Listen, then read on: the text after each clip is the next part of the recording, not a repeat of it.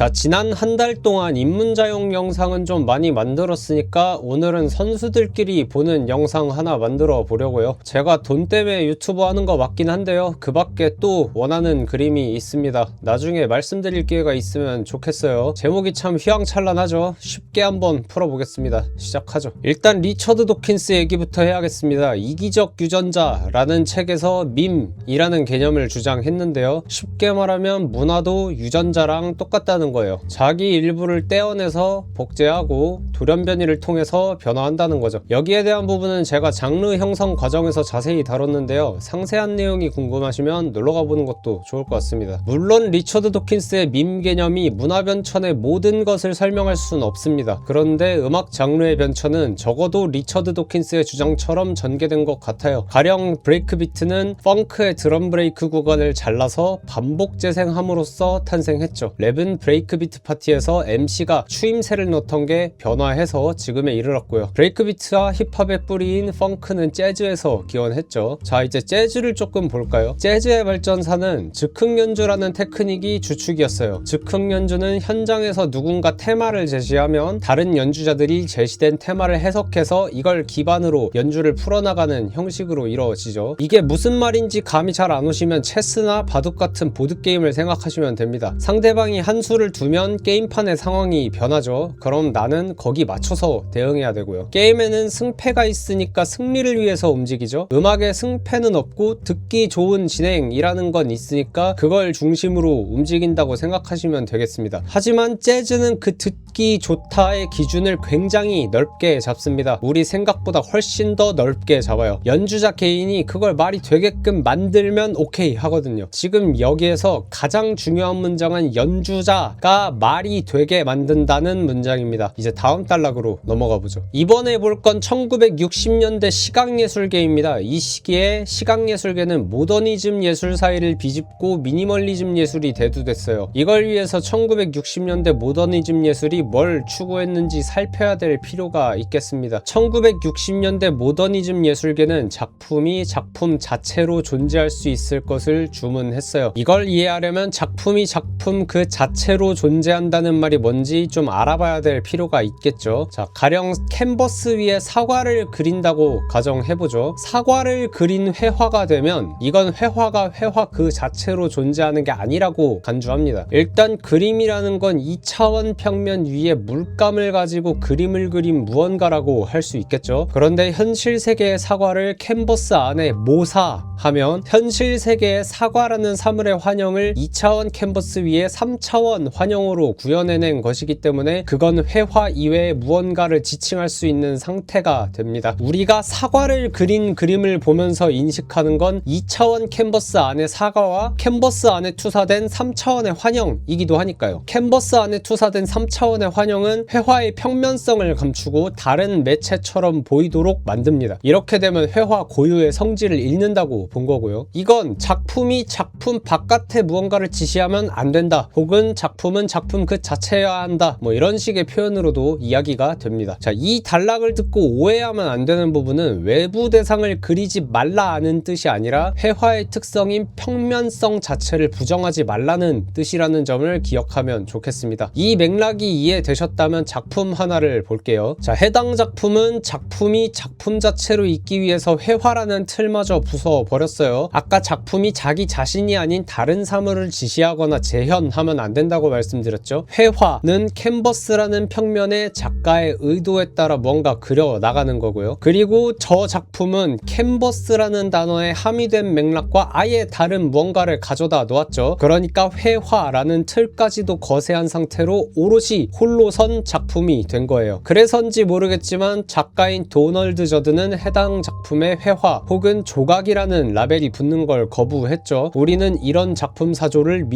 미니멀리즘이라고 부릅니다. 미니멀리즘 예술은 모더니즘 시각예술의 규범들을 점차 파괴합니다. 앞서 언급한 도널드 저드 외에도 로버트 모리스는 기념비도 조각상도 아닌 어정쩡한 크기의 작품을 전시했어요. 기념비는 멀찍이 떨어져서 전체의 형상만 감상하거나 가까이 붙어서 디테일만 감상할 수 있도록 의도 의도한 계열이고, 오브제는 한눈에 대상을 내려다볼 수 있게끔 의도한 작품의 계열이죠. 그러나 로버트 모리스의 작품은 작품을 감상하기 위해 관객이 이리저리 움직여야 했어요. 이건 하나의 작품을 감상하는 위치, 동선, 시간에 따라서 작품의 모습이 변한다는 뜻이기도 합니다. 전시에서 작품의 위치와 공간의 크기는 작가가 작품이 어떻게 보여지기를 바라는지에 따라서 바뀝니다. 제시된 설치 미술을 보면 기념비처럼 압도적인 크기로 숭고를 자아내진 않죠. 그런데 크기가 애매하게 커서 작품 전체를 감상하려면 꽤 멀찍이 떨어져 있어야 하고, 작품의 디테일을 감상하려면 가까이 다가가야 합니다. 그렇게 다가가면 오브제처럼 작품 전체를 한눈에 담을 수 없고요. 요리조리 움직이는 과정에서 작품의 인상은 수시로 바뀌게 되죠. 모더니즘 시기의 관객은 눈만 떠다니는 유령으로 간주됐어요. 작가가 의도한 대로 작품을 감상해야 됐으니까요. 그러나 관객에게 신체가 생겨서 움직일 수 있게 되면 시간과 공간에 따라 작품이 전달하는 인상이 달라집니다. 이건 작품 감상의 관점에서 보면 관객에게 신체가 생겼다고 볼 수 있는 거죠. 그러니까 작품 의도를 전적으로 작가가 결정할 수 없게 됐다는 뜻이기도 하고요. 작품의 해석에 관객이 끼어들기 시작한 겁니다. 그렇게 미니멀리즘 예술은 팝아트와 더불어 포스트모더니즘 시기를 열었다고 평가받는 경우가 많아요. 모더니즘 시기에 매체 특이성이라는 개념을 극단까지 밀어붙이다가 관객과 작품의 관계를 바꾸면서 포스트모더니즘으로 넘어가는 균열을 만들었으니까요. 그리고 포스트모더니즘은 원본을 해체해서 맥락을 재조합하고 권위를 붕괴시키는 경향성이라고 자주 불립니다. 자, 지금까지 나온 내용을 정리해보면 다음과 같아요. 재즈 발달사에서 가장 큰 기둥인 즉흥연주는 결국 연주자라는 작가 중심의 예술이었죠. 물론 관객의 호응 등이 영향을 미칠 수는 있겠습니다만 결국 연주자가 무대의 음악을 판단하고 이를 기반으로 바뀌어나간다는 점은 변하지 않죠. 또한 1960년대 시각예술계는 모더니즘 사조의 규범들이 점점 파괴됐어요. 회화랑 조각의 본질을 고민하다가 각 아트폼의 본질을 넘어선 뭔가가 되었고, 관객은 본디 작품을 감상할 수 있는 눈 말고는 아무것도 갖지 못한 존재로 간주됐지만, 미니멀리즘 예술은 관객에게 신체를 부여하면서 작품과 관객 간의 관계가 더 중요해졌죠. 이후에 포스트모더니즘 시기가 열렸고요. 자, 이제는 1970년대 힙합이 탄생하던 시기를 보겠습니다. 파티에 놀러온 사람들이 펑크 드럼 브레이크에 가장 신나게 춤을 추니까 이것만 반복 재생하면 어떨까 하는 발상에서 샘플링이 태어났고 브레이크 비트가 태어났어요.